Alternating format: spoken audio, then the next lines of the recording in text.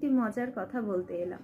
এই যে এই ড্রেসটা, আপনারা ভাববেন নতুন ড্রেস, যদিও পুরনো জিনিস পরতে নেই, খুব পুরনো জিনিস, কিন্তু যাই হোক, কারণ অকারণে এই ড্রেসটা পরা হয়নি। এই ড্রেসটার বয়স হলো 10 বছর। 26 সাল, 16 সাল কি 17 সালে বানিয়েছিলাম, 16 সালে।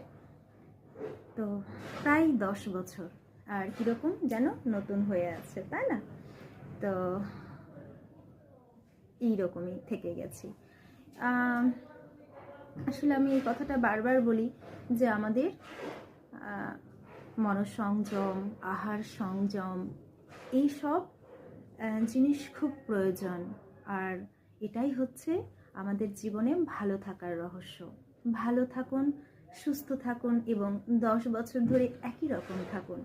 প্রসাদ পান, হরিনাম জপ করুন, আনন্দে থাকুন। নেগেটিভ কথা, নেগেটিভ মানুষদের উপেক্ষা করুন।